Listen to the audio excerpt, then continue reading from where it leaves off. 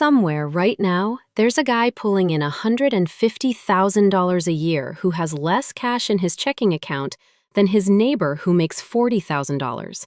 Same city, same age. The high earner has the better degree, the better job, and he's the one who can't cover an emergency. I see this constantly, and it has almost nothing to do with how much someone earns or how disciplined they are. Smart people make awful money choices all the time. And the reason is buried inside the exact thinking that made them successful in the first place. Once you spot it, you'll see it everywhere. My name is Ivy, and I spend an embarrassing amount of time studying the psychology of money. If you work hard, earn a decent paycheck, read about personal finance, and still feel stuck, hit subscribe because you're the person I make these videos for. Here's a number that should bug you. A 2023 London Club report found that 61% of Americans were living paycheck to paycheck. You might assume those are people who simply don't earn enough, but nearly half of them pull in six figures. People with college degrees, good salaries, and lives that look completely fine from the outside. Roughly a third of folks earning over $250,000 a year said they were living paycheck to paycheck too. Sit with that for a second. Their problem clearly isn't the size of the paycheck, so you'd think the fix is obvious. Just learn more about money, understand compound interest, and you'll invest. Learn budgeting, and you'll spend less. Here's the part that's going to annoy you. A study in the Journal of Financial Planning found that financial knowledge wasn't the main thing driving how people actually behaved with money. The most informed person in the room is often the most broke. Knowing more doesn't make you do more. So the real question is what does? And the answer runs in the opposite direction from what you've been told. Take two people, I'll make up to keep it clean. Both finished university, both sharp, both landed jobs around $90,000 a year. 5 years later, one of them has $35,000 invested, no credit card debt, and a plan. The other one keeps starting over every month, knows he should be saving, and keeps promising himself he'll begin next month. Same paycheck, same brain power, wildly different results. Nobody stops to ask what actually separates them. It isn't discipline, because both are disciplined at work. It isn't knowledge, because both could explain compound interest to you right now. The thing that separates them has a name. It's a money script. Financial psychologist Dr. Brad Klontz coined the term to describe the beliefs about money we carry around without noticing. You didn't sit down and choose these beliefs. They formed when you were a kid, from what you watched your parents do, what you overheard, and how money felt in your house before you were old enough to question any of it. Quick question. When you were young, did you ever hear someone say, "We can't afford that"? Hold on to that memory, because it might be steering your bank account today. The strange part is that highly educated, analytical people often have the most deeply buried scripts because their intelligence lets them rationalize every decision. They never feel like they're acting out of old fear. They feel like they're being logical. One of the most common patterns I run into is the overconfidence effect.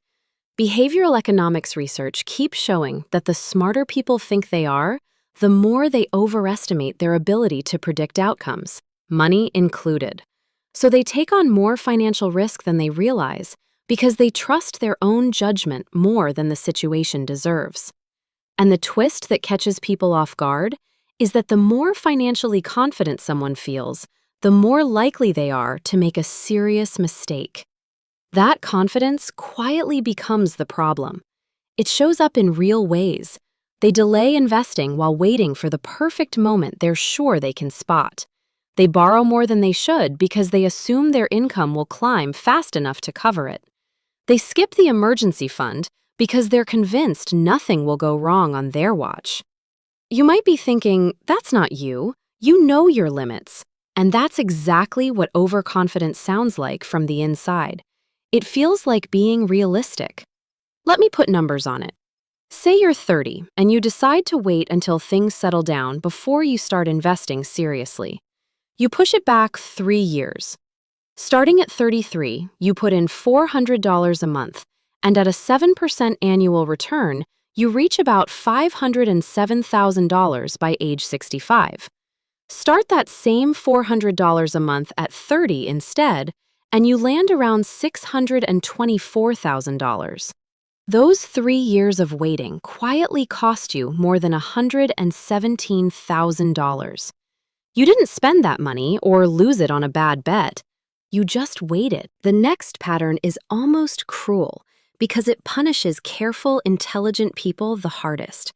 The sharper you are, the worse it gets. It's called analysis paralysis. When an analytical person decides to start investing, they don't open an account and add money. They research.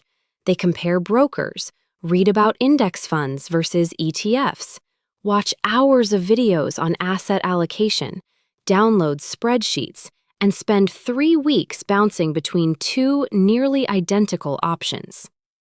Then they do nothing. And it isn't laziness. Their brain, the same one that earned straight A's and solves hard problems at work, genuinely believes it needs more data before moving. But in investing, waiting for the perfect choice is itself a choice, and it's usually the wrong one. Vanguard found that investors who traded frequently underperformed the ones who basically sat still by about 1.5% a year.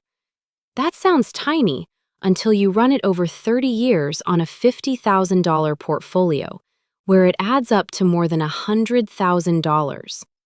The person who did less walked away with 6 figures more. Then there's lifestyle creep, the quiet one nobody warns you about because it never feels like a problem while it's happening. You work hard, you get a raise, you move into a nicer apartment, buy a better car, eat at better restaurants, upgrade the phone and the clothes and the vacations. Every one of those choices feels reasonable in the moment because you earned it. Meanwhile, your income climbed and your savings rate sat exactly where it was, or slipped.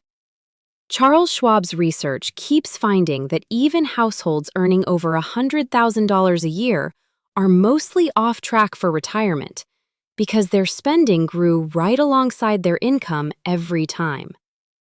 Be honest for a second. When was the last time you got a raise and your savings actually went up? For most people, the answer is never. What makes this dangerous for high achievers is that they can always justify it. I work hard. I deserve this. It's just a temporary upgrade. I'll save seriously once I hit the next level. The next level always arrives. The saving rarely does. The fourth pattern is the one I want you to really sit with.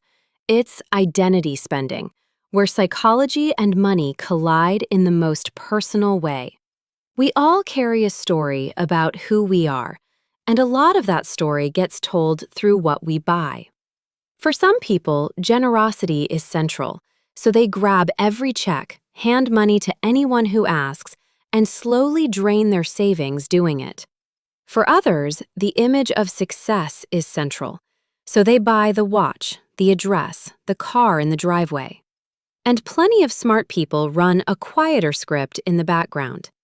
I'm not the kind of person who obsesses over money. That one line sounds humble, almost admirable, and it has quietly cost people more wealth than most recessions in history. In practice, it means they never sit down with their numbers, never build a budget, never track where the money goes, because doing any of that would feel like becoming someone they don't want to be. So what do you actually do here? Most videos would hand you a checklist. Budget, automate your savings, buy index funds. 3 steps, done. Skip it, because that advice is part of why you're stuck, and I can prove it in one line. You already know those steps. You've known them for years. You still haven't done them, which means the steps were never the issue. The shift that makes them work is treating your financial decisions as psychological events instead of pure logic. When you feel the pull to delay investing a little longer, that's a money script talking. When you research for 3 months instead of starting, that's fear dressed up as preparation. When your income rises and your savings rate stays flat, that's lifestyle creep doing its job. Once you start naming these patterns honestly, things change. Because you stop arguing with yourself in spreadsheets and start being straight with yourself about why you keep doing this. Here's the one thing I want you to do this week. Write down the last 3 money decisions you delayed, dodged, or overthought. Don't judge them, just look. Then ask yourself what the real reason was. Was it actually missing information?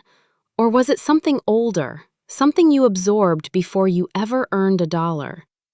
That's where the real work begins. Not in a spreadsheet and not in a YouTube video, but in the honest moment where you stop letting your past pick your financial decisions for you. If this made you see money even a little differently, send it to someone who needs to hear it. And if you want to go deeper into the psychology of wealth and the habits that actually build it, subscribe because that's what this channel is about. I'll see you in the next one.